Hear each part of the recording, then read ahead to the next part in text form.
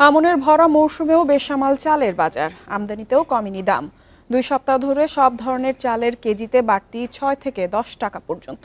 বাড়তি দামের জন্য বিক্রেতারা দুষছেন মিলারদের।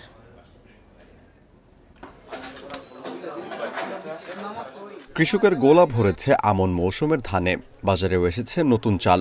তবে এরপরও সপ্তাহ দুয়েক ধরে বাড়তি সব ধরনের চালের দাম। স্থানীয় উৎপাদনের পাশাপাশি আমদানি করা চালও পাওয়া যাচ্ছে বাজারে।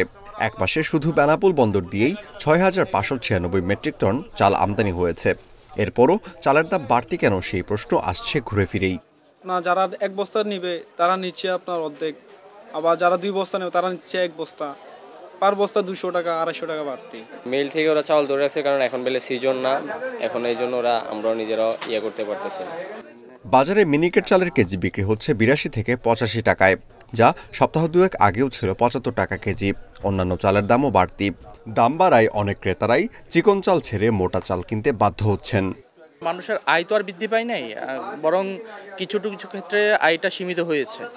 চালের দাম যেহেতু বাড়তে, সেহেতু অবশ্যই মোটা চালে ট্রান্সফার হতেই হবে, ভাত তো খেতে হবে। কিন্তু চাউলের দামটা একটু নিয়ন্ত্রণে নাই, এটা একটু যেন সরকার সুনজর দেয়।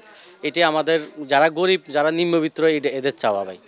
চালের দাম বাড়ার জন্য খুচরা ও পাইকারি বিক্রেতারা দুষছেন মিলারদের। তবে মিলারদের দাবি, উৎপাদন খরচ বেড়ে যাওয়ায় কৃষকরা ধানের দাম বাড়িয়েছেন। কৃষকদের ব্যয় বেড়ে গেছে, ব্যয় বেড়ে যাওয়ার কারণে ধান তারা বেশি দামে, মানে যে দামে বিক্রি করতে, বেশি দামে বিক্রি করতেছে। আমরা ধান কিনতেছি বেশি দামে। মিলাররা চালের দাম দফায় দফায় বৃদ্ধি করতেছে, এটা সম্পূর্ণ ভুল। যেহেতু ধানের দামই পার মনে 200 টাকা বৃদ্ধি হওয়ার কারণেই এবার চালের দাম বেশি। এদিকে বাজার নিয়ন্ত্রণে ওএমএসের মাধ্যমে চাল বিক্রি করছে সরকার। প্রথম পর্যায়ে জানুয়ারি ও ফেব্রুয়ারি মাসে 30 টাকা কেজি দরে প্রতিদিন 2 টন চাল বিক্রি করবে খাদ্য মন্ত্রণালয়। Amirul Islam, independent news, Dhaka.